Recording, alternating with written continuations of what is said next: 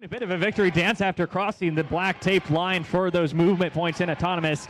Team 234 successfully placing a coral on their game piece. They did need all of their alliance partners to move to get that ranking point bonus. Red Alliance successfully doing so. The remaining 2 minutes and 15 seconds is all teleoperated as human players pick up the controllers to drive the robots that their team built over the past 8 weeks. Team 5484 Wolfpack proudly presenting their robot named Okai, placing a coral on the top part of their reef, scoring 5 points for their alliance. Team 6956 Shamrock Robotics now up and alive, maneuvering around the field and heading over to the far side to get some defensive bumper-on-bumper action. That contact is allowed as long as it's kept to minimum and done outside the protected areas. Team 3460, the hatch match, might have a simple design, but it's efficient for what they're hoping to do, placing tons of coral on that L1 level using a simple ramp design. They'll pick up those game pieces from their human player and then deposit it onto the reef station.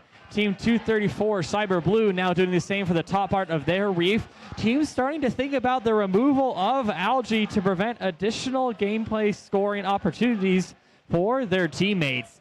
Team 6958 Castle Robotics continuing to place robots game pieces with their robot Riptide, hoping to do so now on that L1 level, which would get them 3 points for their alliance. Scores currently 45-48 in favor of your Red Alliance. That's only a 3-point difference. That's the coral score just about anywhere except for that L1 black trough area.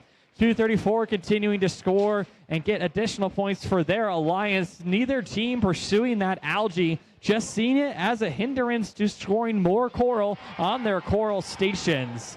Team 3956 continuing to apply pressure to their opponents, preventing their opponents from scoring as much as possible during the remaining of the match.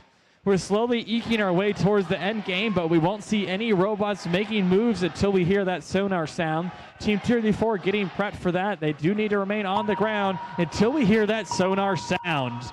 Teams start making their way over to the cage. Again, the longer the chain, the more points they'll gain.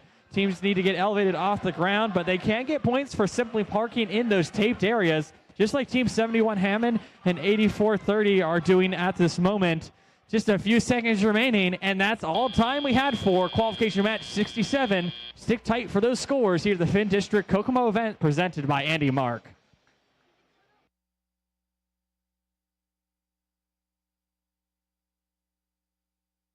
Alliance not walking away empty-handed for their hard work and autonomous. 3 robots moving across the line and scoring a coral. Stick tight for qualification match 68. You think you a baddie?